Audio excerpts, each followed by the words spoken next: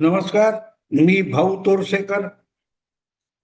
तुम्ही बघत आहात प्रतिपक्ष. मित्रांनो, मी नव्या जागेतून हा व्हिडिओ करतोय आणि मध्ये 3 दिवस मला काहीही करता आलं नाही. 3 दिवस म्हणण्यापेक्षा 4 दिवस म्हटलं पाहिजे. 22 तारीख नंतर मी आज पहिल्यांदा व्हिडिओ करायला बसलोय. 23, 24, 25 आणि आज 26 दरम्यान खूप घटना घडून गेल्या आणि हा पळाला कुठे असं अनेकांना वाटण्याची शक्यता आहे. तर त्यांच्या आनंदात मी खडा पडू देणार नाही. हा पळाला पळाला हुशारक्या मारणारा मोदी भक्त असं कुत्सितपणे अनेक लोक बोलणार आणि यात अजिबात मला शंका नाही. पण त्यांच्या आनंदामध्ये मिठाचा खडा टाकण्याची मला अजिबात इच्छा नाही. मोदी पहिल्यांदा का होईना वाकले, झुकले. तो अभिजित दिपके पण म्हणाला ना, दुनिया झुकती है, झुकाने वाला चाहिए. तर आपण मोदीला झुकवला याचा आनंद ज्यांना झालेला आहे त्यांच्या आनंदात मिठाचा खडा टाकायची मला अजिबात इच्छा नाही. त्यांनी आनंदात राहावं, कारण हा निदान लोकांना जगाला दिसलेला त्यांचा आनंदाचा क्षण आहे. तर तो आनंदाचा क्षण त्यांच्याकडून हिरावून घेण्याची मला अजिबात इच्छा नाही. मी 23 तारीखला दिल्लीला आलो आणि तुम्हाला माहिती आहे अगदी विमानाने प्रवास असला तरी येण्याजाण्याची दगदग असते आणि त्यामुळे त्या रात्री काही करू शकलो नाही. 24 तारीखला दिल्लीत माझं कुटुंब राहतं, ती जागा बदलून आमच्या कन्येला जी नवी क्वार्टर्स म्हणून सरकारी जागा मिळाली आहे तिथे सामान शिफ्ट करण्याचा दिवस होता. आणि 25 तारीख ही माझ्या नातीचं एक आमंत्रित केलेल्या 50-100 लोकांबरोबर एक सेलिब्रेशन होतं वाढदिवसाचं. त्यामुळे हे 3 दिवस मला कुठलंही काम करता आलं नाही आणि तोही सगळा विषय काल संपला. तर या सगळ्यामधून जे दमणं होतं त्यामुळे मला आजही सकाळी काय करता आलं नाही. मी बोलतोय ती तारीख 27 आहे. हे सगळं सांगण्याचं कारण असं की या दरम्यान मोठ्या घटना घडलेल्या. वांगचूकचं उपोषण संपलं, मग त्याच्यावर काय होणार चर्चा होती. 24 तारीखला 25 तारीखला ज्या घटना घडल्या त्यानंतर बघता बघता हे जंतर मंतरचं आंदोलन संपुष्टात आलं आणि जी मुख्य मागणी होती ती अर्थातच नीटच्या विद्यार्थी किंवा शिक्षण व्यवस्था या संबंधी नव्हती. मोदी सरकारमधला एक तरी मंत्री आपण बळी घ्यायचा यासाठी चाललेलं आंदोलन होतं आणि त्यामध्ये संबंधित लोक यशस्वी झाले. जवळजवळ 24 वर्षानंतर अशा रीतीच्या आंदोलनाच्या दबावाखाली मोदींना बॅकफुटवर जायला लागलं याचा अनेकांना आनंद झालेला आहे आणि तो व्हावा, त्यांनी तो आनंद लुटावा हीच माझी इच्छा आहे. कारण एक गोष्ट आहे, हा फक्त मोदींचा पराभव आहे असं म्हणण्याचं कारण नाही. माझ्यासारखे जे मोदी समर्थक आहे, विचारपूर्वक पाठिंबा देणारे किंवा ज्यांना अंधभक्त म्हटलं जातं असे सगळे त्यामध्ये येतात आणि ते दुःखी झालेले आहेत. आपण त्याला हिरो समजलं, ज्याला अभेद्य समजलं, अजिंक्य समजलं, तो सुद्धा असल्या आंदोलनाखाली झुकला, दबावाखाली. याच्या वेदना मोदी समर्थकांना झाल्या तर नवल नाही. आणि म्हणूनच ज्यांना यात यश मिळाले किंवा यश मिळालेलं दिसत आहे तर आज त्यामध्ये खडा टाकणं मिठाचा अशी माझी अजिबात इच्छा नाही. कारण आत्ता विश्लेषण करायचं लगेचच तर मग हा गिरे तो भी टांग ऊपर वगैरे अशी प्रतिक्रिया येणार. त्या प्रतिक्रिया देणे इतकं सुद्धा माझ्यावर सरळ शिव्या वगैरे वाहणारे जे लोक आहेत त्यांना नाराज करायची मला इच्छा नाही. त्यांनी हा आनंद उपभोगावा, ते बरोबर ठरले. आणि मी स्पेसिफिकली तुम्हाला एवढ्यासाठी सांगतो की ज्या दिवशी हे विड्रॉल झालं, धर्मेंद्र प्रधानचा राजीनामा आला, त्या दिवशी 2 तास आधी मी एका मराठीतल्या ज्येष्ठ पत्रकाराशी सुद्धा बातचीत केली होती आणि मी त्याला ठामपणे सांगितलं होतं, मोदी अशा दबावाला बळी पडणारा माणूस नाही.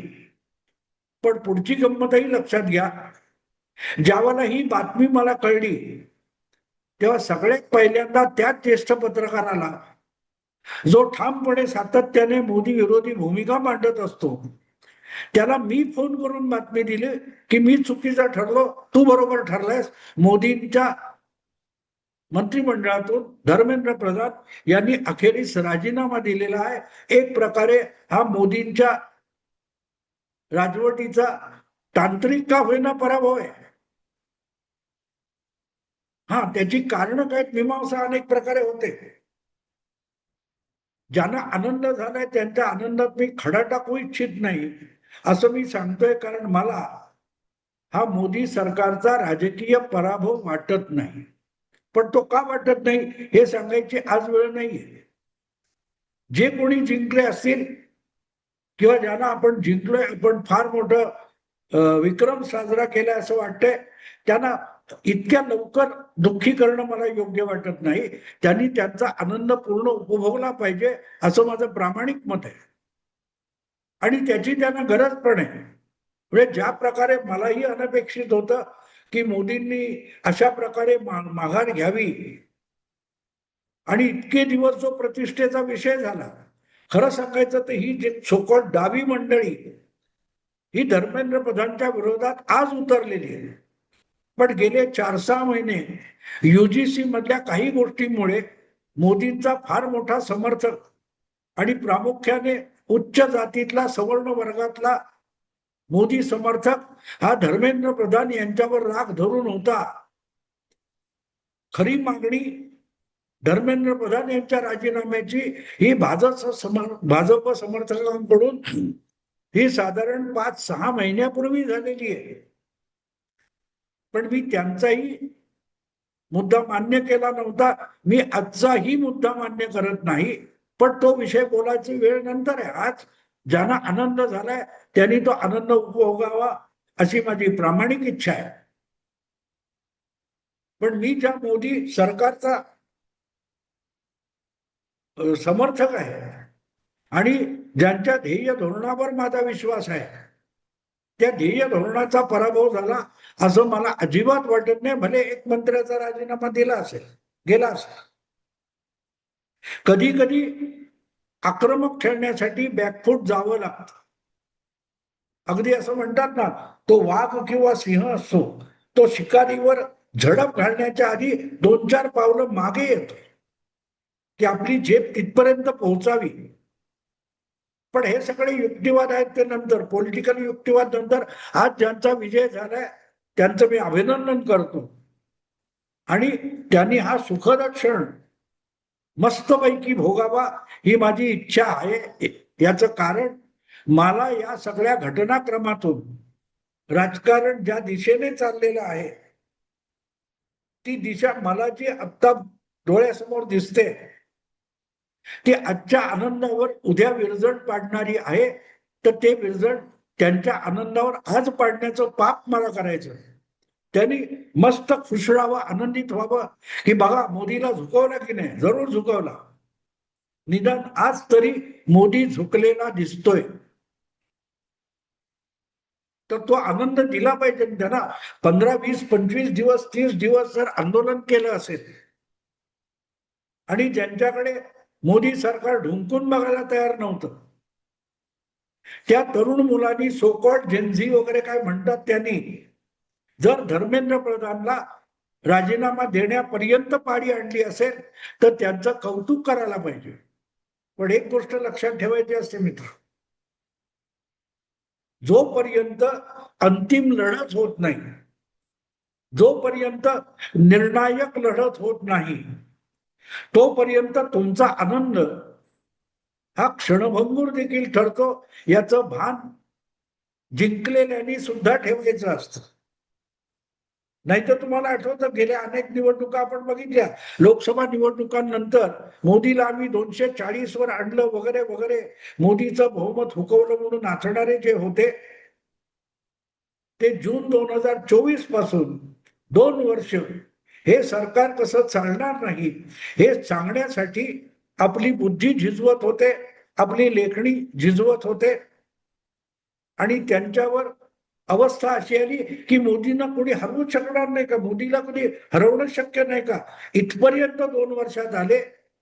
पण हेच लोक जे मोदींना हरवता येत नाही म्हणून हतबल झाल्यासारखे अलीकडच्या काही महिन्यामध्ये बोलत होते, प्रामुख्याने बिहार बंगालच्या दारुण पराभवानंतर जे लोक मोदींना हरवणं शक्यच नाही का असं म्हणत होते किंवा वोट चोरी वगैरेचा आरोप करत होते, ते विसरले की 2024 मध्येच तुम्ही आनंदोत्सव साजरा केला होता मोदी हरल्याचा. मोदी संपला. मोदींच्या शेवटाची सुरुवात इथपर्यंत मल्लीनाथी अनेक पॉलिटिकल पंडितांनी केलेली होती. मग त्याच मोदीला हरवणं अशक्य आहे असा भयखंड आला कुठून, हे मी माझ्या मागच्या काही व्हिडिओ मधून सातत्याने सांगत होतो की नितीश आणि नायडू बाजूला झाले तर त्या कोंबड्या काढून घेतल्या गेल्यानंतर मोदी सरकार कोसळायला वेळ लागणार नाही इथपर्यंतची भाषा जून, जुलै, ऑगस्ट, सप्टेंबर 2024 मध्ये आपण ऐकत होतो. आज 2 वर्षानंतर त्या 240 वरच असलेल्या मोदीला हरवणं अशक्य आहे हा भयखंड कोणाच्या डोक्यात आहे? त्याच टीकाकारांच्या डोक्यात आहे जे आनंदोत्सव साजरा करत. आणि म्हणून मी म्हटलं ना की आज ज्यांना मोदींचा एक मंत्री आपण बळी घेतला, शिकार केली, म्हणून ज्यांना आनंदाचा भरत आलेला आहे, मला त्यांच्या आनंदामध्ये मिठाचा खडा टाकायचा नाहीये. फक्त जाता जाता त्यांनी न मागितलेला एक प्रेमळ सल्ला देईल की येणाऱ्या भविष्य काळाच्या राजकीय घडामोडींकडे लक्ष द्या, त्यातले संकेत काय आहेत ते शोधा. आजचा आनंद जो आहे त्याच्यामध्ये पुढच्या विपरीत परिस्थितीची बीज तर रुजवली गेलेली नाहीत ना, याचा पण विचार करा. त्याचं विश्लेषण मी नंतरच्या व्हिडिओमध्ये करणार. पण आज आनंदाचा क्षण समोरच्यांना जिंकलं वाटतंय त्यांना आनंदाचा क्षण साजरा करू द्यायची ही माझी प्रामाणिक इच्छा आहे. पण मी जे बघतोय त्यामध्ये मला पडलेला एक प्रश्न आहे की मी सुद्धा सांगत होतो मोदी हा माघार घेणारा माणूस नाहीये, पण दिसते साथ साथ जे समोर दृश्य दिसतंय त्यामध्ये धर्मेंद्र प्रधान यांचा निमूटपणे अचानक राजीनामा घेऊन जो विषय प्रतिष्ठेचा केला, ती प्रतिष्ठा या राजीनाम्यातून मातीमोल होऊ दिली मोदींनी, ही पण वस्तुस्थिती आहे, ती नाकारता येणारी नाही. पण अनेकदा त्या माघारीमध्ये सुद्धा काही डावपेच असू शकतात. ते डावपेच कुठले आहेत, काय आहेत, कसे आहेत हे नंतर बोलू, ते नंतर बोलू. जसं नाही तर माझ्यामध्ये आणि राहुल भक्तांमध्ये काय फरक राहील, पुरोगामी विश्लेषकांमध्ये आणि भाऊ तोरसेकर मध्ये काय फरक राहील. बिहार जिंकला, बंगाल जिंकला की वोट चोरी म्हणायचं, एसआयच्या नावावर खपवायचं, त्याला मी पळपुडेपणा म्हणतो. आणि मी पळपुडा अजिबात नाहीये, अजिबात नाहीये. त्यामुळे आजच्या राऊंड मध्ये धर्मेंद्र प्रधानचा राजीनामा हा मोदी विरोधकांचा प्रचंड विजय आहे हे स्वीकारणं हा मला शहाणपणा वाटतो. पण तो शहाणपणा आजच्या पुरता आहे हे विसरू नका, कारण याच्यात काय काय डावपेच असू शकतात हे पण तपासणं भाग आहे.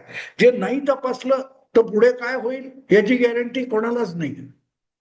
राजकारण ज्या गतीने बदलते,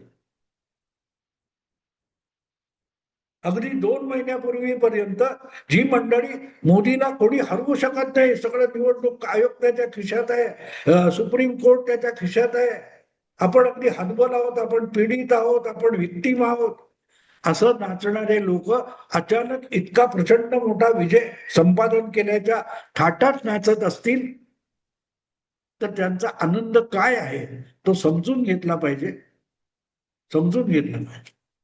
आणि तो किती काळ टिकणार आहे हे पण बघितलं पाहिजे. आता त्यांच्या विजयाला किंवा आनंदाला नाक मुरडणं म्हणजेच आपणही वोट चोरीसारखा बिनबुडाचा आरोप केल्यासारखं होईल. पण एक गोष्ट आहे मित्रांनो, साधी सरळ गोष्ट आहे की मोदी आणि शहा यांच्यासारखा माणूस इतक्या सहजगत्या कुठच्याही राजकीय दबावाला बळी पडणारी माणसं नाहीत, यावर मी आज सुद्धा ठाम आहे. आणि म्हणूनच ही माघार ही एक प्रकारच्या डावपेचाचा भाग आहे का, अशी मला शंका आहे. या दरम्यान बऱ्याच गोष्टी घडल्यात. वांगचुक यांना इस्पितळात नेण्यात आलं. मग वांगचुक आणि दिपके वगैरे बाकीचे जे कोणी होते कॉक्रोच जवाले, त्यांच्यामध्ये एक दुभंग निर्माण झाला होता. मध्येच राहुल गांधींनी काय केलं होतं, मध्येच केजरीवाल आले होते, केजरीवालांनी काँग्रेसमध्ये लठ्ठालठ्ठी सुरू झाली होती. या सगळ्या संदर्भामध्ये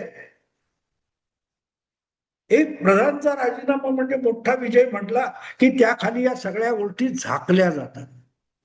राहुल गांधी एकदाही जंतर मंतरवर दिपकेला किंवा वांगचुकला भेटायला सुद्धा गेले नाही. अगदी खूप खूप गर्जना झाल्या तेव्हा त्यांनी आमचाही त्यांना पाठिंबा आहे, पण हा मुद्दा आधीपासूनच आम्ही घेतलेला आहे, असाही खुलासा राहुल गांधींनी केला होता. आम आदमी पार्टीचे संजय सिंग वगैरे यांनी तर उघड उघड काँग्रेसवर झोड उठवली. कॉक्रोच जनता पार्टीच्या आंदोलनाला, झेंडीच्या आंदोलनाला काँग्रेसने घातपात केल्याचा आरोप संजय सिंग यांनी केलेला आहे, आम आदमी पार्टीने केलेला आहे. तेव्हा या सगळ्या गोष्टी भले धर्मेंद्र प्रधान यांच्या एका राजीनाम्यामुळे झाकल्या गेल्या, ही वस्तुस्थिती आहे. पण म्हणूनच त्या पांघरुणाखाली जे बरेच बेबनाम आहेत आणि ज्यातून अंतर्गत विरोधकांमध्ये एकजूट बांगलेली आहे, ही वस्तुस्थिती आहे. आणि त्याकडे डोळे झाक करून जर विरोधी पक्ष मोदी संपला किंवा शेवटाची सुरुवात अशा भ्रमात राहणार असेल तर प्रेमळ सल्ला आहे मित्रांनो, थोडी कळ काढा. आता मी एकच क्लू देईन तुम्हाला, 15 ऑगस्ट पर्यंत कळ काढा. 15 ऑगस्टला या गणपतीचं विसर्जन होणार आहे. एवढीच एक सूचक संकेत तुम्हाला देऊन थांबतो. आवडलं लाईक करा, शेअर करा आणि प्रतिपक्षाला सबस्क्राईब करा. नमस्कार.